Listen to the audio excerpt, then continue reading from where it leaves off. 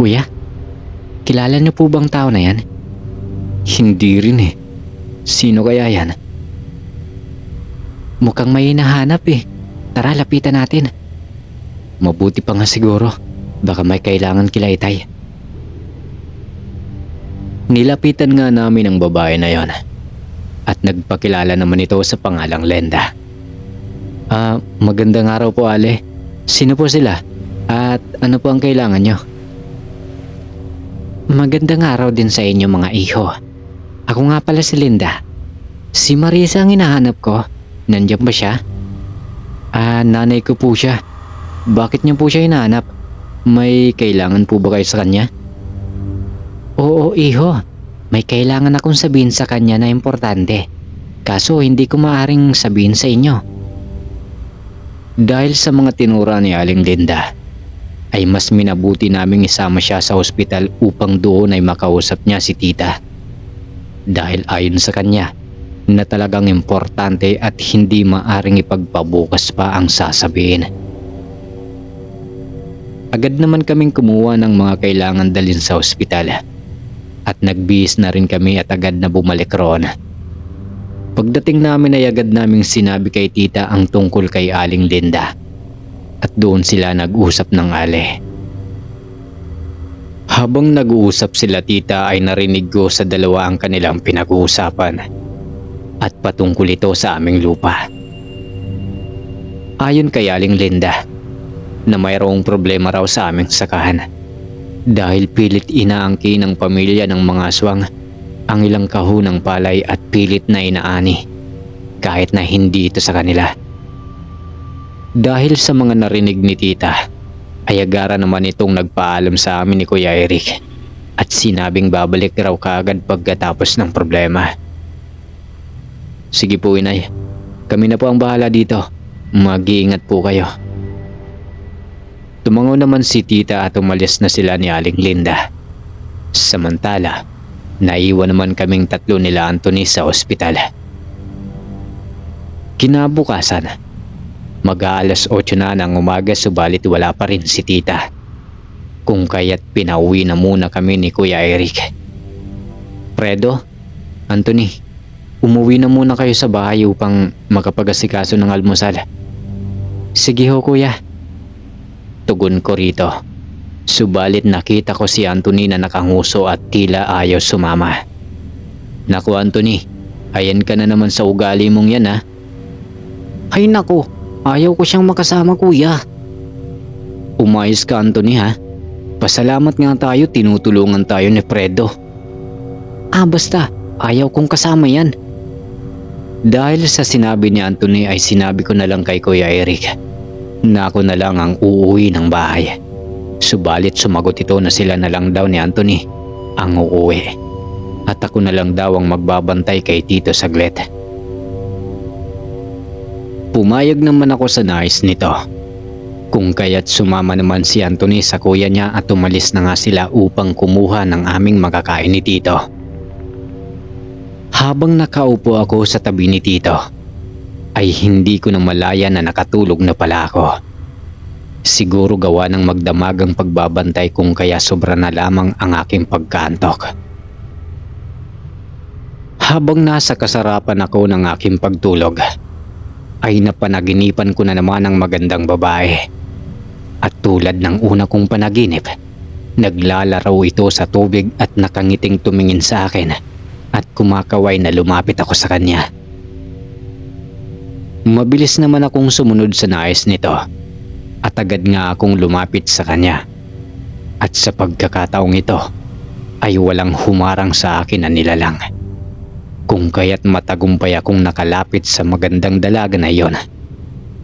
Subalit nang humarap ito sa akin at nagsalita, ay nagulat ako dahil hindi ko maunawaan ang kanyang sinasabi. Dahil kakaiba ang dialekto nitong ginagamit. Magsasalita na sana ako na hindi ko siya maintindihan o maunawaan nang may biglang yumuyugyug sa akin. Fredo? Fredo, gumising ka muna. O kuya, nandito na pala kayo. Pasensya na, nakatulog ako eh. Ano ka ba? wala yon. Alam kong puyat ka rin sa pagbabantay kay Itay. Ito pala oh, kumain ka muna. Salamat po kuya.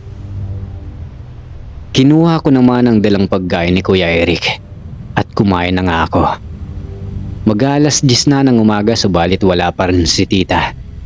Kung kaya tinanong ko na lang si Kuya Eric kung nasa bahay na nga si tita. Kuya, kumusta na po si Tita Marisa? Nakauwi na ba siya? Wala pa nga eh. Anong oras na? Malungkot na wika ni Kuya Eric. Napabuntong hininga ako habang iniisip kung ano na ang nangyari kay tita. Kung kaya't naisip ko na puntahan si tita sa aming bukid upang alamin kung ano ang nangyari. At bakit hanggang ngayon ay wala pa rin ito. Ay, ano kaya ang nangyari kay tita kuya? Mas mabuti pa siguro kung puntahan ko na lang siya. Napatingin naman ito sa sinabi ko at tila nag-isip ng kanyang isasagot. Huwag na muna Fredo, baka maya-maya lang ay nandito na rin yon.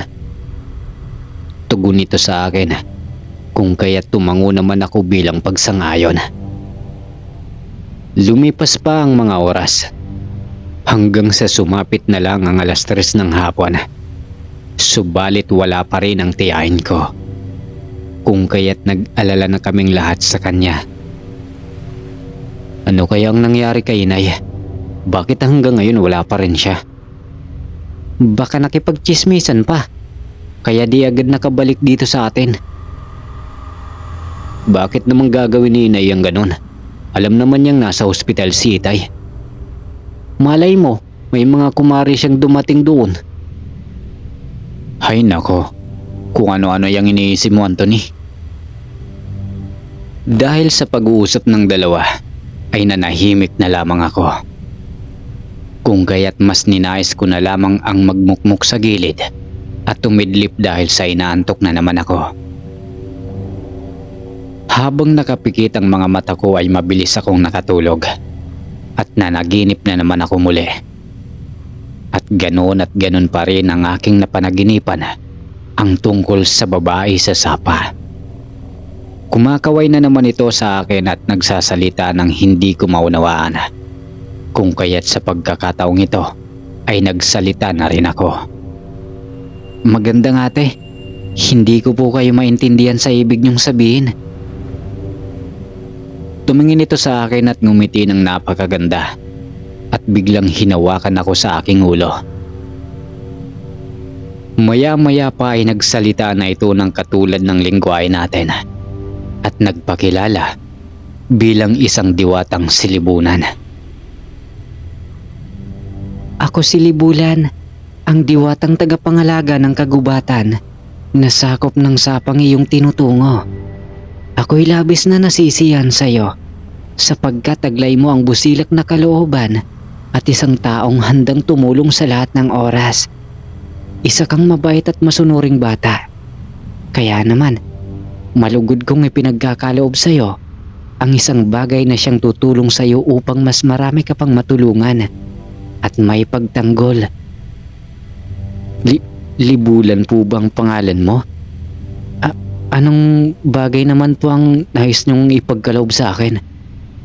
Gumising ka Fredo at kunin mo sa sapang iyong pinaglalaban ang isang bagay na ipinagkaloob ko sa iyo. Ito ay isang mutya ng linta na nagtataglay ng kakaibang kapangyarihan tulad ng sabulag. Mayroon din itong lihis bala at kung masugatan ka man ay mabilis itong hihilom at gagaling. May taglay din itong swerte sa pag-ibig, negosyo at trabaho. Totoo po ba ito o panaginip lang? Oo, kaya gumising ka na riyan at kunin mo kaagad ang mutyang ipinagkakaloob ko sa iyo sapagkat papalapit na ang mga kalaban. Ha? Anong kalaban ang sinasabi mo? Saan? At sino? Pagtataka kong tanong muli sa diwata, subalit hindi ko na nakuha pa ang sagot sa tanong ko. dahil sa ginigising na pala ako ni Kuya Eric. Fredo? Fredo? Gising! Kuya, bakit po? Para ka kasing binabangungot eh. Hindi po. Nanaginip lang po ako. Siguro nga, kasi para kang bumubulong-bulong. Wika ni Kuya Eric, kung kaya't naalala ko na naman ang diwatang silibulan at ang kanyang ibinilin sa akin. Kung kaya't naghanap na ako ng paraan upang makauwi na muna sa bahay para mapuntahan ang sapa na sinasabi ng diwata sa aking panaginip. Nilibot ko ang aking paningin at napagalaman ko na mag-aalas 4 na pala ng hapon. Subalit wala pa rin ang Tia Marisa. Kung kaya't nagamit ko itong dahilan kay Kuya upang pansamantala akong makauwi ng bahay. Kuya, wala pa rin ho ba si tita? Wala pa nga eh. Halos buong araw na siyang wala. Mabuti pa siguro umuwi muna ako sa bahay. Baka nandun na siya. At saka para makapagdala na rin ako ng inyong hapunan. Wag mo akong isasama pa uwi. Ayaw kitang kasama. Sabat ni Anthony. Okay lang, Anthony. Ako na lang muna mag-isa. Kaya ko naman eh. Okay lang ba talaga sa'yo, Fredo? Di ka ba mahihirapan? Okay lang po yun. Kaya ko naman. O paano? Aalis na ako para naman bago magtakip silim ay makabalik na ako kaagad. Sige, Fredo, mag-iingat ka. Sige kuya, aalis na po ako. Paalam ko sa kanila at mabilis naman akong umalis ng ospital.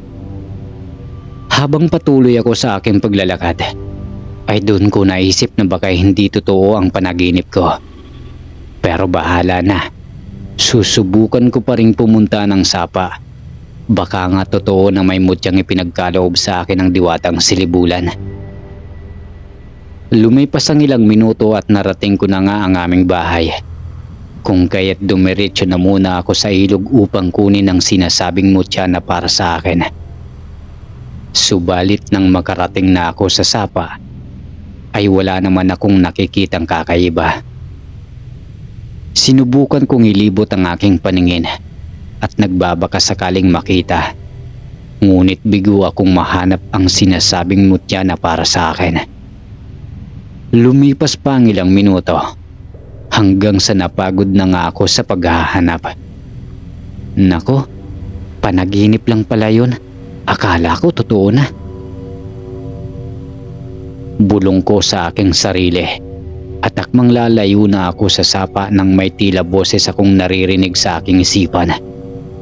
Pinapalusong ako sa tubigan kung kaya mabilis ko naman itong sinunod. Pagdating ko nga sa tubigan ay may naapakan ako sa aking paa na isang matigas na bagay. Subalit nang kunin ko ito ay doon ko nakita ang isang bato na hugis linta. Maya-maya pa ay narinig ko muli ang isang boses na nakikipag-usap sa aking isipan at sinabi na yun na raw ang mutyang ipinagkaloob niya sa akin. At sinabi nito na balutin ko ng pulang tela at itali sa aking tagiliran o gawin kong kwintas. Nagpasalamat naman ako sa diwatang silibulan at mabilis na umuwi ng bahay. Pagdating ko ng bahay ay mabilis akong pumasok sa aking silid at kumuha ng tilang pula at inilagay ang mutya. Pagkatapos ay itinali ko sa aking tagiliran. Nang mailagay ko ito sa aking katawan, ay nakaramdam ako ng kakaibang enerhiya sa buo kong katawan. At pakiramdam ko, bigla akong lumakas at nawala ang antok ko at gumaan rin ang aking pakiramdam. Nang matapos ko nga ang aking ginagawa ay nagpatuloy na ako sa paghahanda ng aking mga dadalhin papunta ng ospital. Nang matapos na nga ako sa aking pagluluto at masiguradong naihanda ko na ang lahat ng kailangan kong dalhin, ay umalis na nga ako ng bahay. Sa aking patuloy na paglalakad na tila kakaiba ang aking pakiramdam, ay wari ko ay may mga matang nakamasid lang sa akin buwat sa buong paligid. Kung kaya't mas pinilisan ko pa ang aking paglalakad patungo ng ospital. Nang marating ko ang ospital ay dali-dali akong tumungo sa silid ng tito ko. "Kuya, andito na po ako." "O Fredo, andyan ka na pala. Si Inay ba? Di mo ba nakita sa bahay?" "Wala pa rin po eh." "Ganun ba? Bakit kaya hanggang ngayon ay wala pa rin si Inay? Puntahan ko na lang kaya si Tia sa bukid." "Wag na Fredo, magagabi na. Baka mapano ka pa sa daan.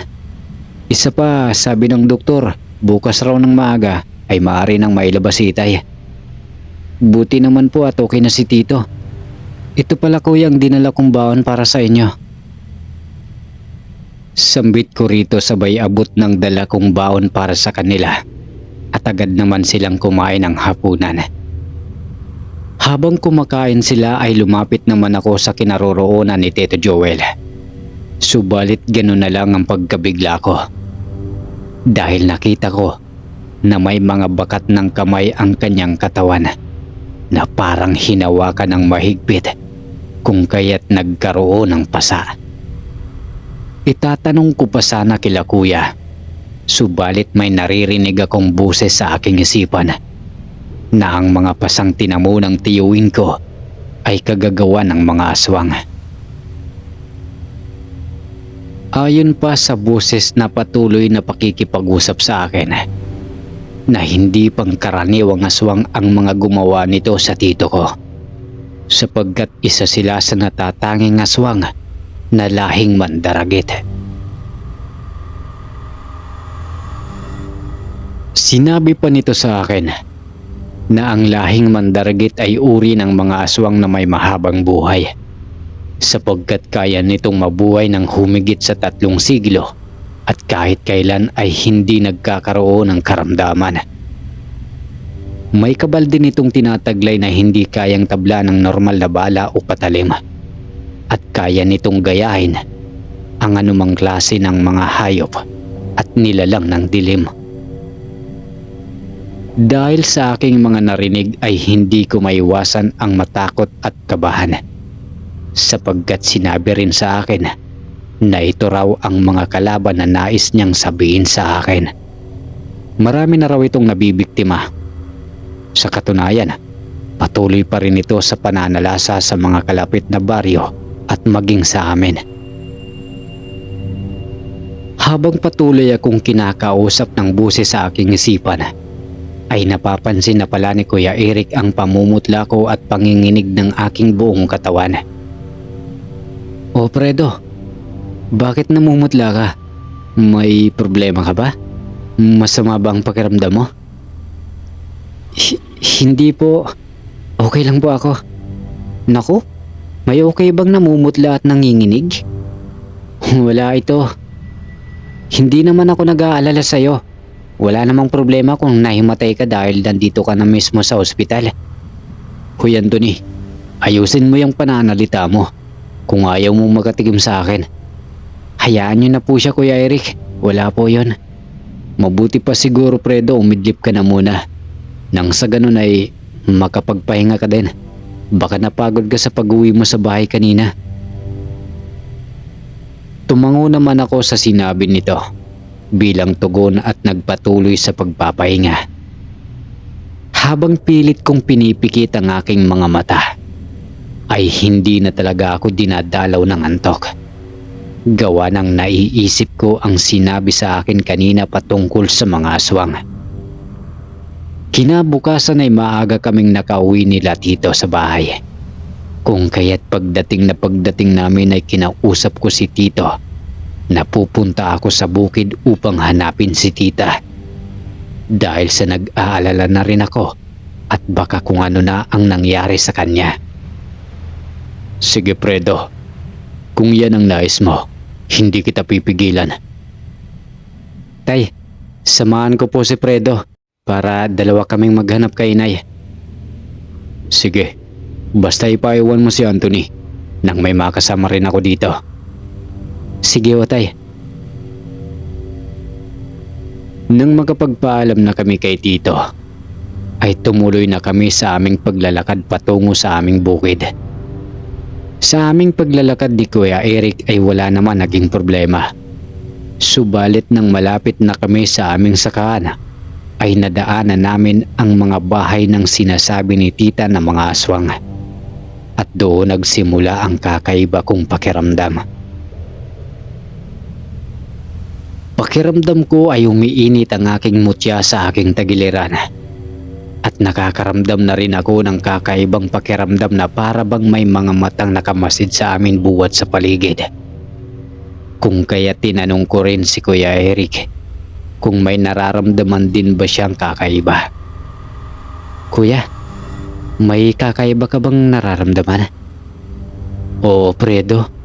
Mukhang may naamoy akong malansa at parang patay na hayop. Sabayan pa ng kakaibang hangin na sobrang lamig. Para tuloy akong pinangingilabutan. Pareho tayo ng nararamdaman, kuya.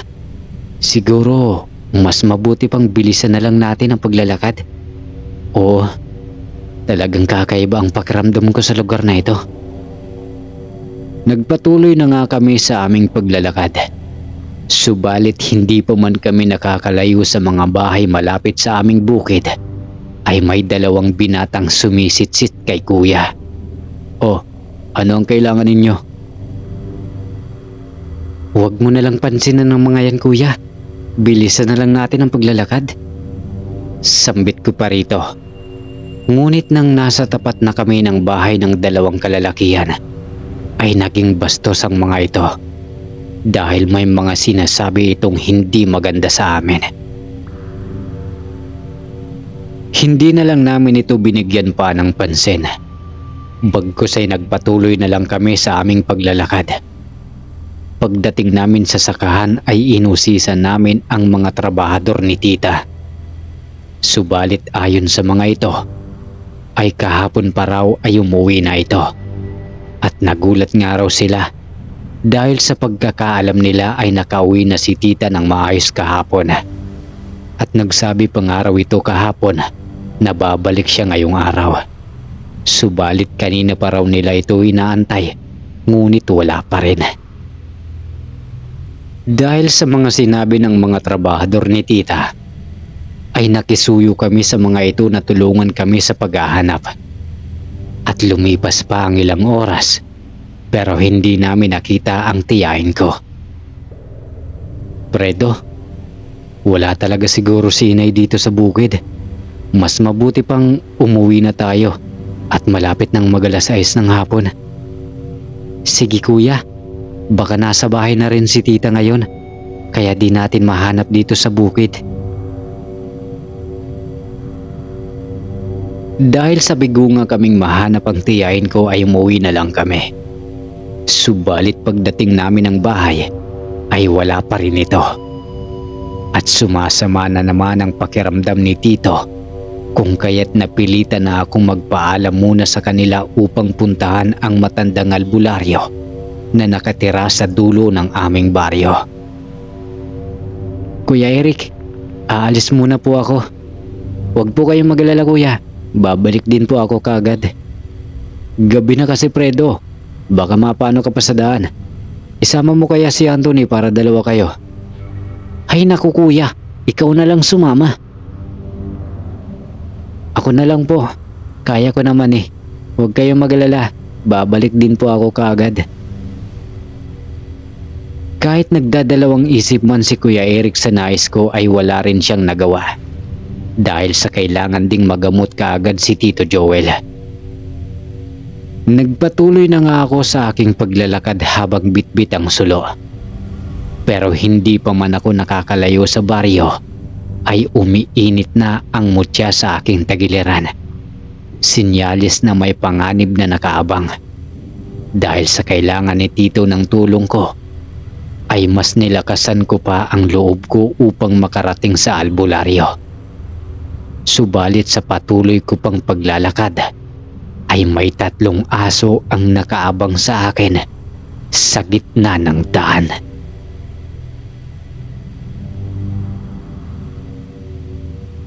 Hanggang dito na lang muli ang ating kwento. Pasensya na kayo dahil hindi ko mapilang kwento. Siguro dahil sa sama ng aking pakiramdam. Pero wag po kayong magalala. Dahil babawi ako sa inyo. Pakiabang-abangan na lang po yung pinalay ng kwentong ito. At siguradong bakbakan na. Malalaman na natin ang taglay ng mutya ni Fredo. Yun lang. Salamat.